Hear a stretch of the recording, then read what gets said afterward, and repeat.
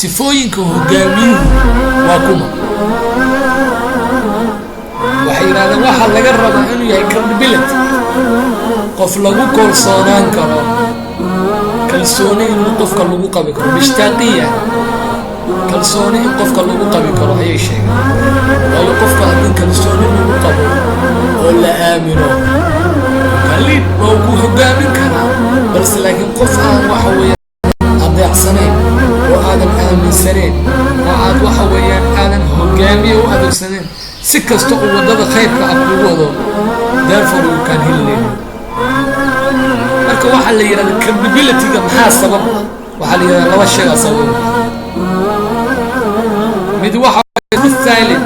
inuu yahay hogaamiye runta ka hadli kara runta sheegi kara Soomaalidu inta badan waxay u badan yihiin wax runta aysan ka hadlin wax dhici kara bariyaad ku khudbadeeyo tusaale ku khudbadeeyo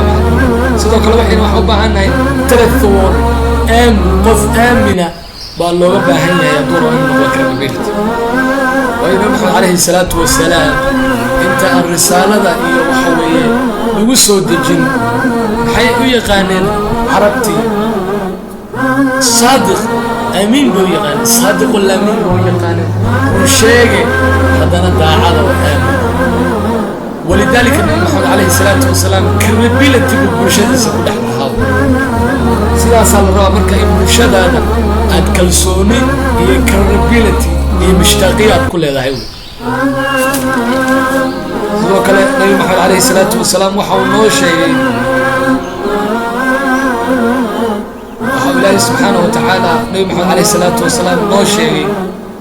سبحانه وتعالى ما ظاهر يلو ما نفيريو وحيني لي عذاب النبي عليه الصلاة والسلام صدح شخصي الله سبحانه وتعالى ما ظاهر يلو ما نفيريو وحيني لي عذاب لا يزكيهم ولا ينظر إليهم ولهم عذاب أليم صدح لا شيء محيين وصدح شيء أما صدح شخصي أو وحي اللي قفل أي وحنا هين سميوي لمبر وان وحا اللي يري الشيخ الزاني قضي وين أزني زني شيخ الزاني هذا وين وحا اللي يقول تقول ولا حلاش يسألوا حرام وكرام ما هو ومصيبوي ملك كذاب بغر بين على كاذب الله رميسان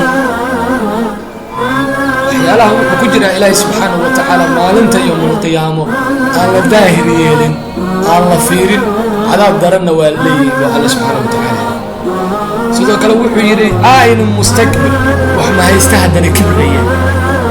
كلا إن الإنسان لا يضغى أن رآه استغنى وحال يقان انت بدن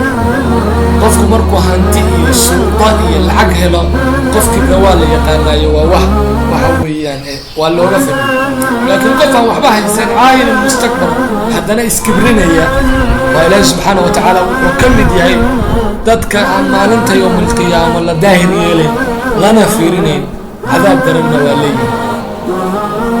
marka waxa la rabaa sifooyinka uu hogaamiyuhu leeyahay waa kun waxay sheegaan shan shay haddii shanta shay laga helo hogaamiye waa hogaamiye rasmiya oo leadership oo hogaamin kara dadkiisa iyo dadkiisa tusi kara wadada weyn lama rabo waxa ku tilmaamay inuu yahay model weyn qof tusaale noqon karo muujid qof noqon karo qof lagu dayan karo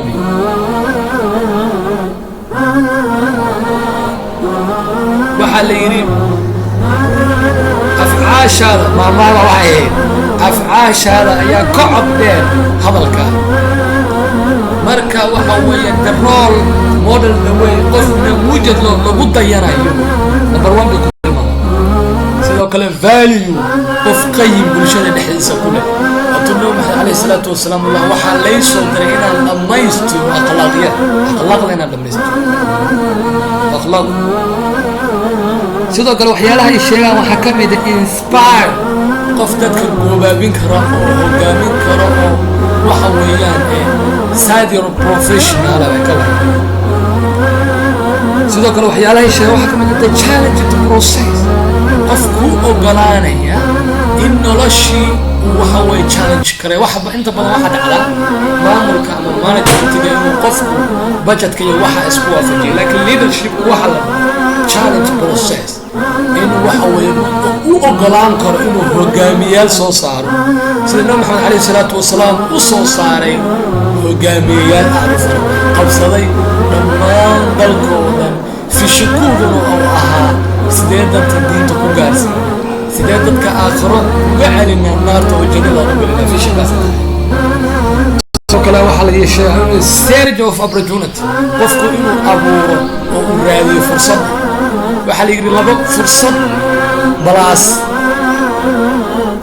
balaas iyo waqti haddaad waqtiga hesho fursaddeena aad hesho waad ka faa'iidaysanaysaa laakiin haddaad fursadda haysato laakiin waqtigaan haysan ood u diyaar garowdo ma haleelaysa sidoo kale experimented tactic risk waa inuu qofka ogolaan karaa riskiga waayo inta badan waxaa la sheegaa shirkadaha profitkooda inta badan riskiga iska ilaaliya waayo de riskigu iyo profitku waa isku meel bay dhaxaan haddaad tirahdo profit baan riski baan iska ilaalinaya profitkaaga waxaa laga yaabaa 1 ilaa 2% inuu ku warwareego laakiin haddaad experimentiga tag riskiga aad ogolaato